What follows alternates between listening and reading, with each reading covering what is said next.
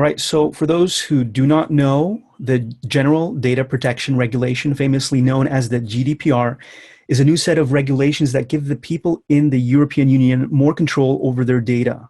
So if you have subscribers from the EU, you are responsible for following these regulations, even if you operate outside the EU.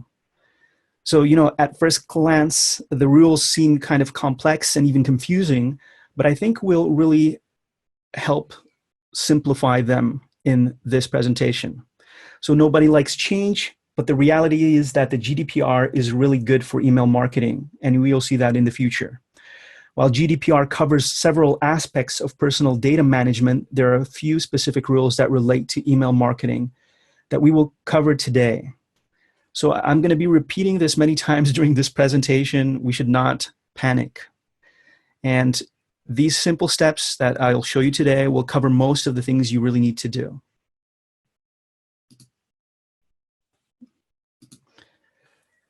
Okay. So for additional information that you can check after this webinar, a lot of the things that I will cover during this webinar, you can also read in the blog posts we posted not too long ago. This one came out today. This is the third part, so just go ahead and look at that. You can see this at blog.mailerlite.com. You have 1, 2, 3 blog posts concerning GDPR, and one more that is a little lower down. We'll also compile a checklist, so if you register to this webinar, you will get the recording in 1 or 2 days, and we'll also send you a checklist with all the things that I mentioned during this webinar. One of the things you need to have when working with an email service provider like MailerLite is a data processing agreement, and this is what we have prepared for you. You put in your relevant data, press continue, and you'll get a signed PDF that you can use. You can find this on our main website at MailerLite.com, and if you scroll to the very bottom, you will see the data processing agreement right over here. And the updated privacy policy is here. We're also going to prepare on the checklist this text that you can add to your privacy policy, which basically tells your subscribers how you use MailerLite and that you use it to manage your email marketing subscribers. And here are the things that every person needs to use if you're in email marketing. It doesn't matter if you use the subscribers' data for ads or for email. This is what you need to have, and this is what we prepared for you that will help you out with complying to the GDPR regulations. So these are the 3 most important things I could say. The other things will be within these things anyways. So our features will help with this. The first thing is the right to access. You need to help your users know if your subscribers ask for access to their data to see what data you have on them. You should be able to give that to them.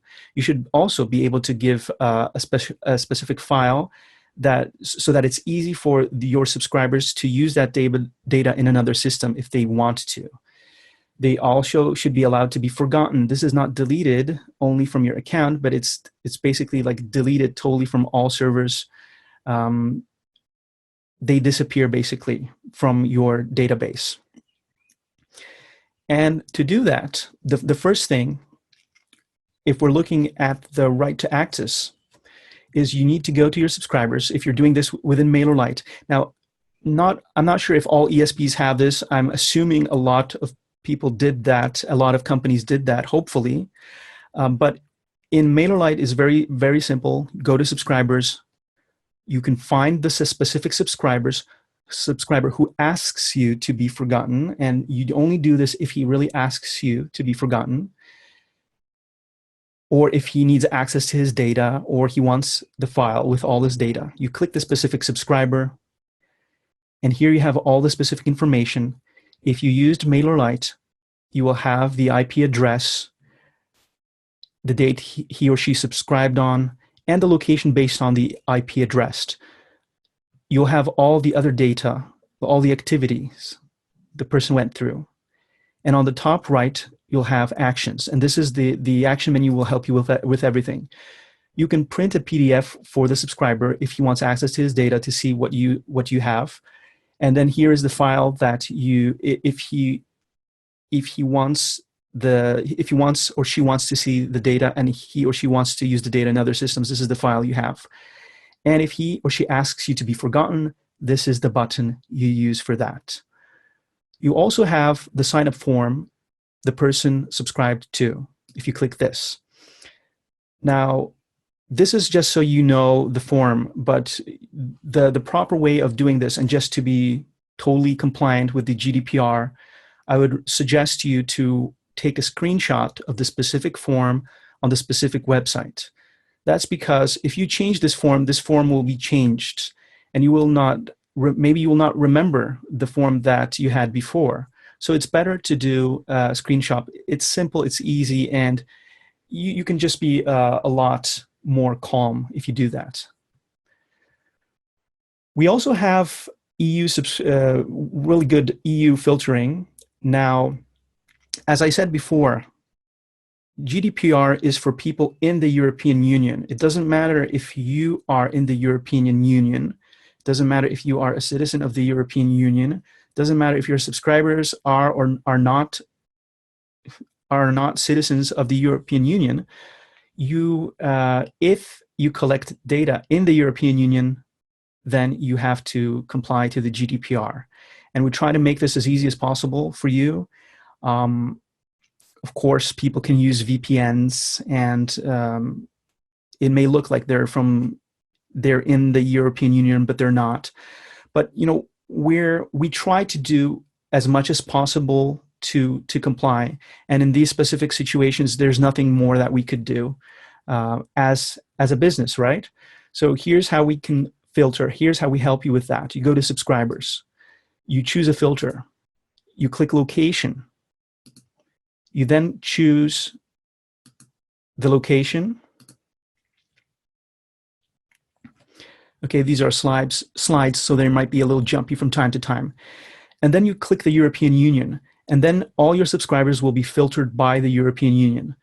Of course, this is only if you have used our subscription forms to do this, because otherwise we have no way of having the IP addresses of your subscribers. So if you have used our services to collect email addresses, this will work. You click European Union, you can save a segment, and you can then use it if you need to contact your users through this way, or if you need to, or if you decide that you're not going to be sending to your European Union subscribers. The next thing is you have to make it really simple for people to unsubscribe. So do not hide this. Make it as easy as possible for people to see the unsubscribe link. We also created a GDPR template.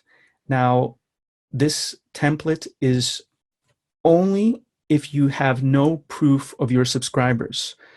Normally, you should have proof. You should not need to use this template. But if for some reason you used to use another email service provider, you didn't collect the proper data, and you don't have it, you lost the data, this is the only reason I see you would be wanting to use this. To use the template we prepared, and this is also just to help you. If you collected emails using MailerLite before, the MailerLite forms, you should not even be thinking about this, because you already have all the consent, all the proper data needed for sending emails.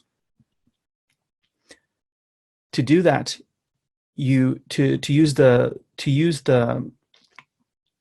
template,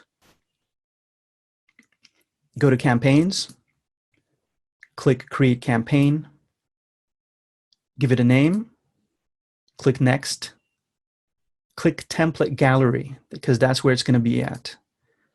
Go to the very bottom, scroll to the very bottom of the template gallery, and click the GDPR template. And here you go. We filled this with some texts to kind of inspire you. You really need to see, well, if this will be applicable to you, but this will help you out. You can also add a link to your privacy policy here if needed. And like I said before, if you're just sending emails, if you're just sending campaigns, if your email forms stated that you will be collecting emails to send newsletters, email addresses to send newsletters, you will not need to use this. Next, you just choose the subscribers. In this case, if you didn't create a segment, no worries, you don't have to think about that. You just go to advanced, all subscribers, location, and to the European Union. And this will filter your list. Of course, you might choose to send it to everyone if you're not sure about the locations. But if you have those IP addresses, this will help you out, and you can then send it only to the people that are in the European Union. Now, before I go further, I'm just going to go check to in the chat when we have. I just want to make sure everything's working, everyone sees. So if you can just say yes in the chat, great. All right, I'm going on further. So here's what you need in your forms. Like I said before, this is enough if you're just sending an email. If you're just sending emails to your users, you're updating them with your offers and sending newsletters to them, this should be enough. Now, if you're going to be retargeting them using Facebook ads, sending SMSs, then you should have additional check marks for each one of these things. To do this, we tried to make it as easy as possible. Again, go into settings. We have one check mark for this. Marketing permissions fields, GDPR compliant. Just click it. And we pre-filled some information for you. You can change this information. And if you want your users to know that you are using MailerLite for your marketing automation, you have this right over here. You can take it off if you want. You can also, like I said before, the privacy policy, we tried to read about it. We didn't find that it is needed in the form itself. But if you need to add your privacy policy, you can add it here in this part or in this part. You can edit this text, and you can also edit these titles and every part of this feature here.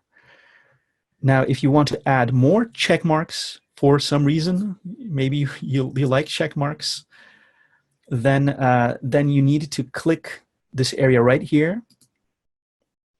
Here's the part you can edit. Like I said, you can edit this part, add the link here if needed. And if you want to add check marks or delete a check mark, you can add it by using this option right here. Delete these, change these, whatever you want. So that's probably we get, and I hope answers it. Now I'll read through the questions you have. They have been some of them repeat themselves, but I'm going to read them anyways. And that's because sometimes the answer is the same, but some of the questions, it will make you feel more sure that you're actually getting an answer to the question you have asked. All right, here we go. I'm going to be reading the questions and the answers. In the meantime, if you use the question and answer button, Marta will be there answering more specific questions. We'll try to make a list of these questions and have them linked somewhere in the checklist we prepare for you. So let me just grab a sip of water here.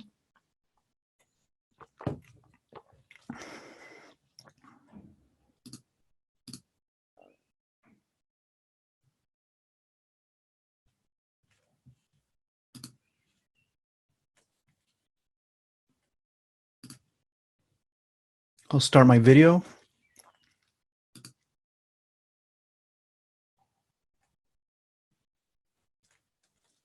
Can everyone see me? Okay. Okay, this is me reading this, so I didn't want you to be just looking into a green screen. That's why I'll be here for you. All right, the question. The EU has no jurisdiction in the US.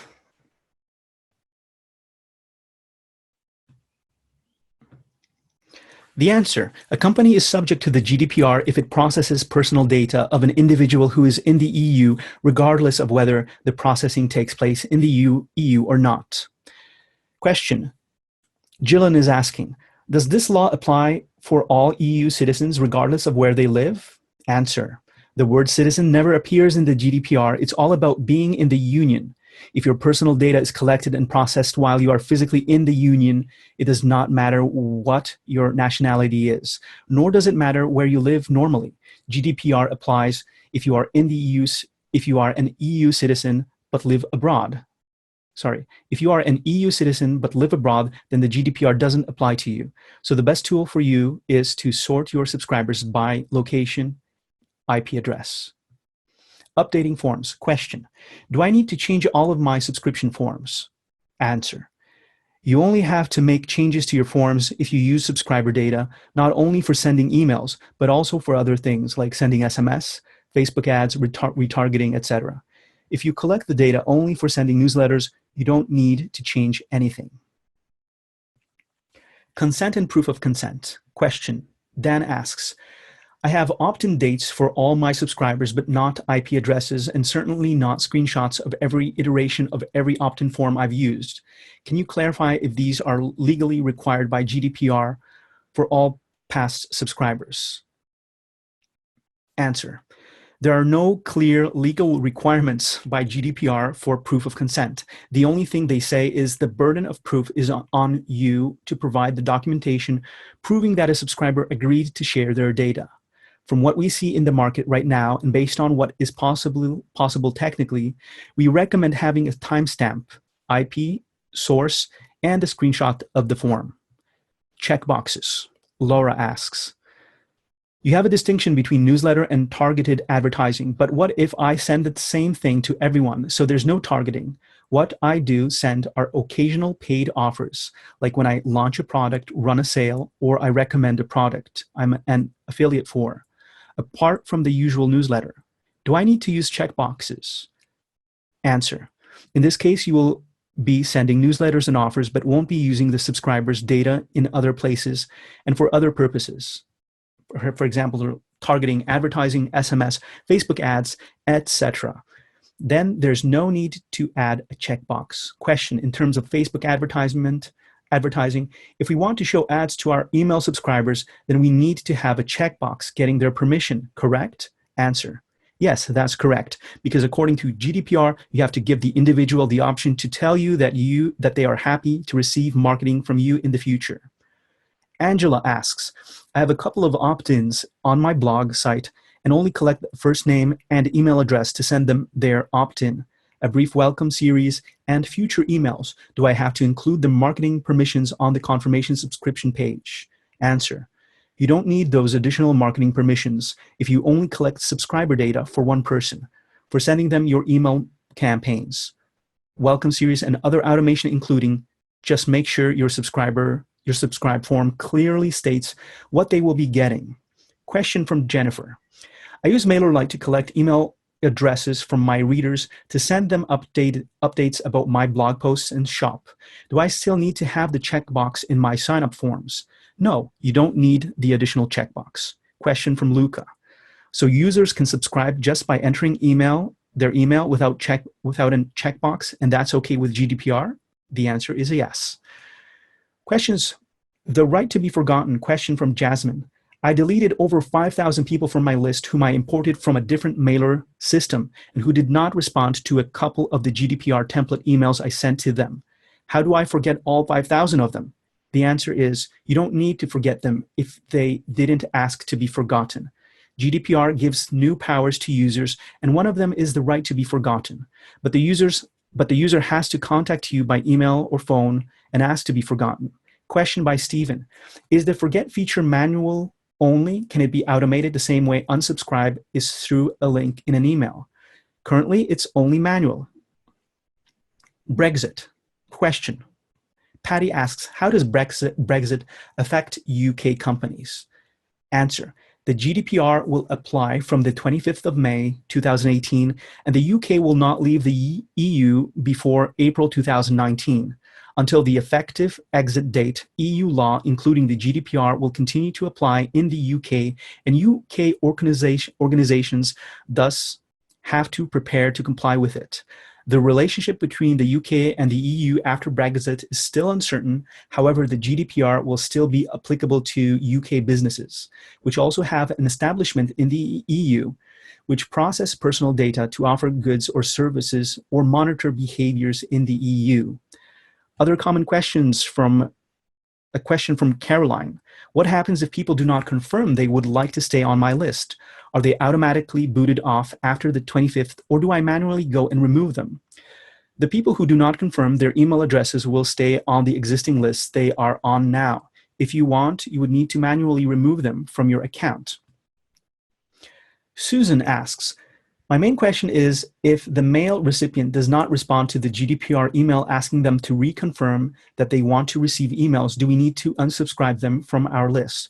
Or should we only unsubscribe the ones from Europe? Answer, you should definitely unsubscribe users from EU because GDPR applies to those people who are in the EU.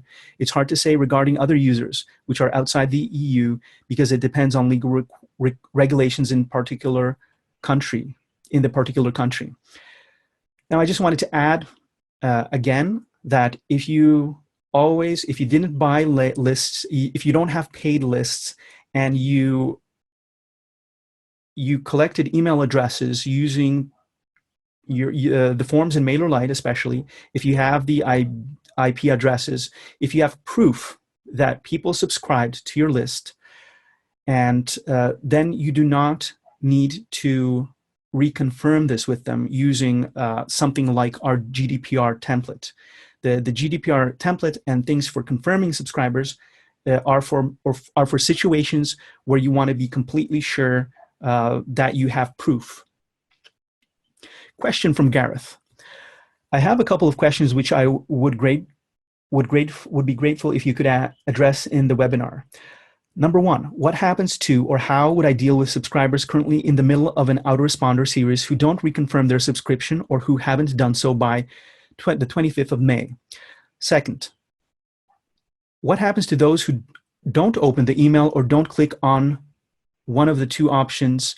Do I have to manually delete them? Do I add them to a non-compliant or not confirmed group and remove them from other groups? Answer. If you won't receive subscribers' consent, you won't be able to contact them. So you should remove them from your email list. Keep in mind that it's not necessary to delete all their data unless they ask to do so. Number two, the same situation as in case one. If you don't have subscribers' consent, then you can't send them emails and you have to manually remove them from your email list.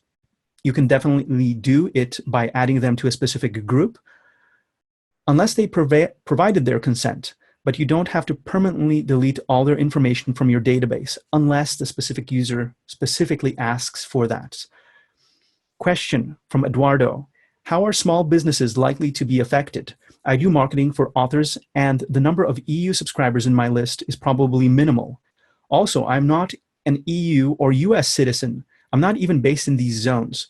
How would anything be enforced against me anyway? Answer. A company is subject to the GDPR if it processes personal data of an individual who is in the EU, no matter the size, industry, or country of origin of the business. So if you do marketing for EU subscribers, GDPR applies to you as well.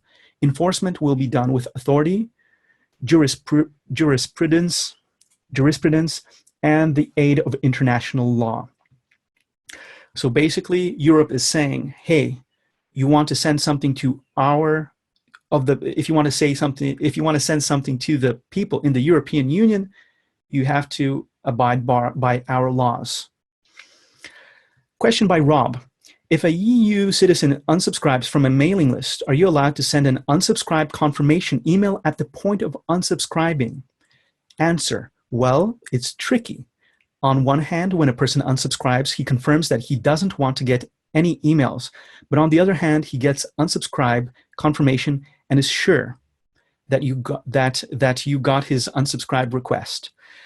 Probably a safe option would be not to send emails, and it would be better to lead the person to a page which would say that he had unsubscribed. Second question. It is my understanding that Germany requires double opt-in, but GDPR does not. Is that right? Answer. We can't say anything about German law, but according to GDPR, double opt-in is not mandatory. It's just one of the ways to get user consent, and the proof of their consent. Third question.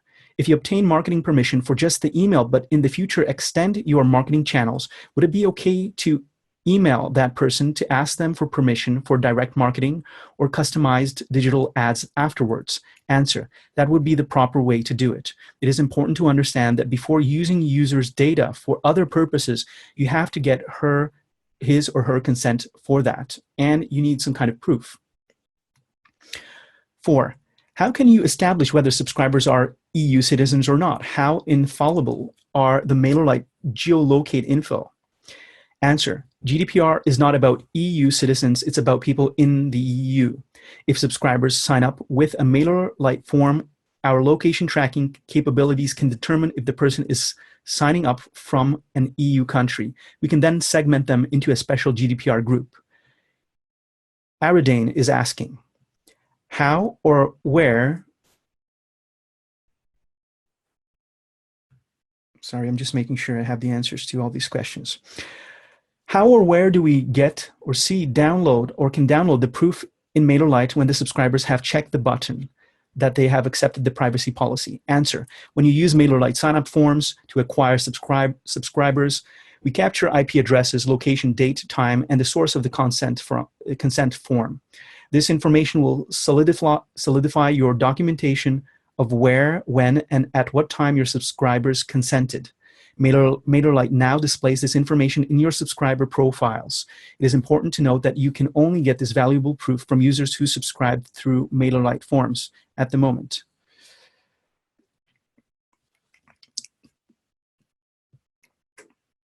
How to add a link in MailerLite to the privacy policy text from the text to the checkbox. So I'll give the answers to this. This is something I already showed you in the MailerLite form. You have the options of editing that text there and adding links.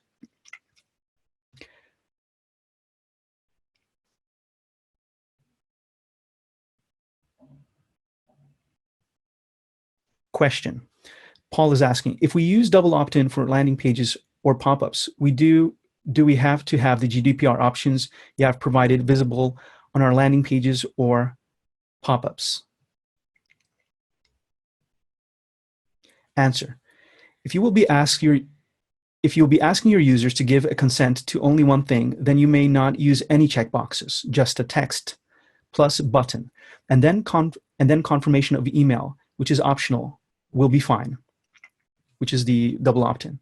But if you would like to ask for consent for a few purposes, then you would need to use those checkboxes. 2, can you guys offer any guidance on writing a privacy policy or where we can find the info for this?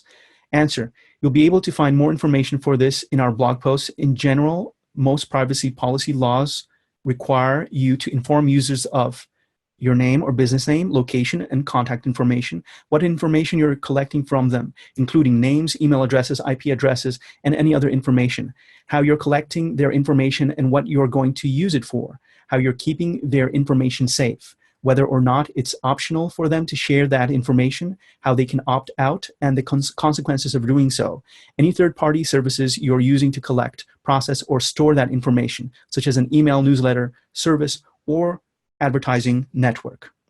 3, if someone doesn't tick the email box under marketing permissions, will that mean they they can still get the lead magnet, but I can't email them to promote. The reason for having the lead magnet is a value exchange, so you can give them updates. I think a lot of people will just want the lead magnet. What do you guys think, and how should we approach this? Answer: it all depends on wording. If you are offering a freebie and ask people to provide their emails for that, the main purpose to get a freebie, then add a checkbox underneath and ask people to tick that to be in your email list. So in this case, if a person won't tick the box, then he will get a freebie, but you won't be able to send him an email. A person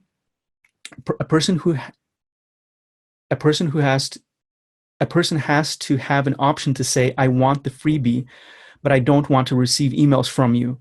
But if you would say, to receive a freebie, please subscribe to my newsletter, then there's no need to add a checkbox, because you make it explicitly clear that the freebie is in return for joining the email list.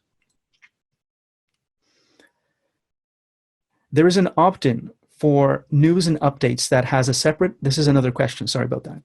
There's an opt-in for news and updates that has a separate option to add to a pop-up or landing page. Isn't that the same as them taking the email section under marketing permissions, where we will, quote, we will send you occasional emails about promotions, now news and important updates to keep you in the loop, end quote. Which one is mandatory to have? Answer: well, our form is just an example. You can change it according to your preferences. Keep in mind that if you won't use subscribers' data in few places and will be sending just emails with special offers, updates, or newsletters, then you don't need any additional checkboxes. If you will make it explicitly clear that you are asking to provide email only for this purpose, to send the emails, then text plus button is fine. You would need additional checkboxes only if you would like to use subscribers' data for a few purposes. The next question: what part of the provided GDPR options that you have given are mandatory to have on pop-ups and landing pages? Answer: it depends on the situation. If you are asking someone to give consent to one thing, use a few sentences instead of a checkbox. Checkboxes are required when you are offering more than one thing. For example, if you ask the user to receive your newsletters and also use their data for targeted advertising, you need two clear options for consent. In this case, checkboxes should be used if you use more than one thing. Next question: will there be a recording of the live event? Yes, there will be a recording, and the questions and answers are a little longer than I thought. That's because new ones were coming in and we were adding them here. And we will have, we'll deliver a checklist, like I said, with all these things. And I'll just go through the last couple of questions we have here. Nerijus is asking, if I have a registration, if I have a registration for new account on my website, I guess a registration form on my website, and would like to ask for a consent to send product emails, do I have to add a non-pre-checked checkbox because it's two different things, account for order and emailing newsletters? Yes, that's correct. That's the answer. And that's another thing, that's another difference I forgot to mention, is that you can't pre-check the checkboxes. You have to leave them open. A person has to check the checkbox if he wants to agree to that specific thing. B, or can I add a few sentences explaining that by creating an account, you agree to receive emails with info about my products? The answer is no. Your customer has to have a right to choose whether he wants to receive your emails or not. Another question is, if our recipients are based in Norway, does this new GDPR apply? As far as I see, it's just for EU member countries applicable. The answer is, of course, Norway is not an EU member state, but a member of the European Economic Area, EEA, and a different procedure therefore applies before the GDPR can become part of the Norwegian law. The process of implementing the GDPR in Norwegian law is currently under scrutiny. What is sure is that Norway, like the other EU and EEA states, must secure a consent and homogeneous application of the GDPR so that the rules on the processing of personal data are equivalent in all the EU and EEA states. Third and last question. I collected my newsletter recipients list some time ago via our website, and I'm not sure if I can find a proof of consent in some kind of document or somewhere. I did not look for it much yet. Do I have to ask once again for consent to send newsletters? And for example, if I do it with MailerLite, with the MailerLite GDPR template with a green button, will it be a proof of consent? I added a recipient list to MailerLite manually, and after reconfirmation, after clicking this green button, this green button, registration still remains as manual, just the date changes. Answer: if you don't have a proof of consent, then you should definitely ask your subscribers once again to provide their consent. When you use MailerLite sign-up forms to acquire subscribers, we capture IP address, location, date, time, and the source of the consent form. This information will solidify your documentation of where, when, and at what time your subscribers consented. MailerLite now displays this information in your subscriber's profile. Keep in mind that you can only get this valuable proof from users who subscribe through the MailerLite forms in the MailerLite dashboard. Then you can see it in the MailerLite dashboard. So these are the answers to your questions. We shared with you what the GDPR says, how we interpret it. We showed you the tools that will help you with complying to the regulations. In the case where you do not have proof, if you keep sending emails, it's your risk. To help you out with that, we have that template. If you have proof, again, you do not need to use our template. I'm going to keep this webinar on for a bit more so we can answer any new questions you're having. I'd like to thank all the people who came to the webinar and our team for helping out in the chat room. I hope you've enjoyed this webinar, and I'll see you soon. Please make sure you look you look into your email, your inbox from time to time. We will be sending a recording. You will be getting the checklist. If you have any additional questions, just contact us using the same channels you've been using. That's it. So I'll mute myself for now, and I'll be looking into the questions and answers. Thank you, everyone. Hello, everyone. My name is Marta. I'm a lawyer at MailerLite. Thank you, Martin, for such a great presentation. I just wanted to overview some questions we've got here in our live chat. So let's take a look. There were a lot of questions about our data processing agreement. So we do have it, and you may see it and sign it on our website. You can find more information at our blog post. So there were also a lot of questions about the consent and proof of consent. What should be in it? What is the best proof?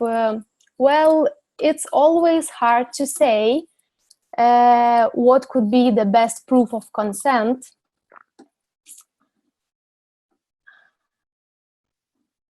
I'm sorry, I just wanted to check. Can you hear me? Fine? Yes, okay, good. So let's come back to the proof of consent. So we have such a kind like a checklist of the proof points that you should have. So the first one will be a timestamp of subscriber consent. So it's time, date, and location. Then the source of the opt-in, it's like social media, website, etc. And a screenshot of the opt-in form used to obtain consent. So when you use MailerLite sign-up form, we are able to capture IP address, location, date, time, and the source. So we think that this information will solidify your documentation of where, when and at what time your subscribers consented. So let's take a look at another questions.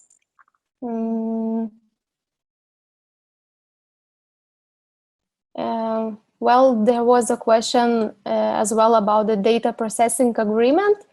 Kiana asked, what are we supposed to do with the data processing agreement? Is that just for records or need to go on my website? Well, you just need to sign it with your processor. So we are data processors, so you should sign this agreement with us. You can do it on our website. More information is at our blog post.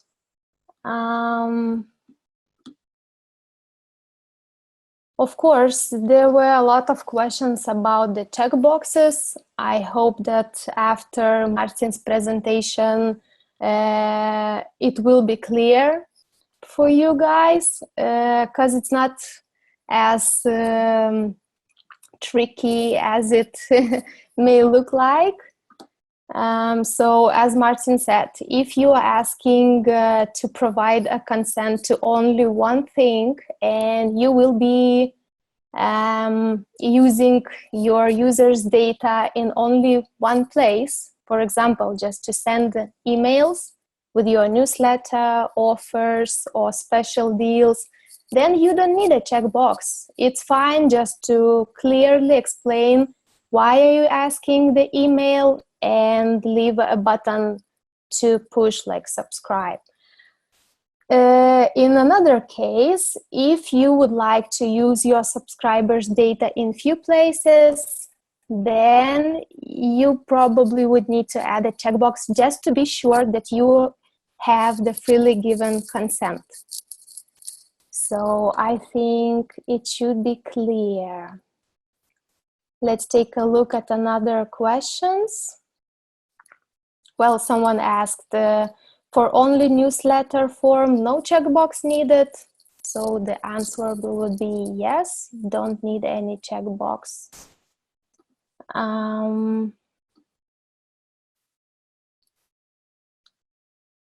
Well, some of the questions just repeats. It's all about the checkboxes, agreement, and the proof of consent. Well, there is an interesting question about the lead magnets. Well, it's very interesting situation because it all depends on wording. If you are offering a freebie, for example, a free book or a free template or special offer, and you ask people to provide their emails for that, so the main purpose is to get a freebie, then add a checkbox underneath and ask people to tick that to be in your email list. So in this case, if a person won't tick that box, then he will get a freebie, but you won't be able to send him any emails. So it all depends on the purpose. Person has to have an option to say, I want the freebie, but I don't want to receive emails from you. But if you would say, for example, to receive a freebie, please subscribe to my newsletter, then there is no need to add a checkbox because you make it explicitly clear that the freebie is in return for joining the email list. So that's what we think about it. Let's take a look. Do we have more questions? Well, there are a lot of questions actually, but let's take a look if there will be any interesting about we didn't talk before. There are a lot of technical questions. Thank you, guys. We will definitely answer all these questions. We just need some time. So please give it to us and we will definitely provide an answers for you. So I think this is it. As I said, we definitely will answer all the questions. Please provide more of them. It's a great feedback for us. So for now, thank you guys. Have a good day. Bye-bye.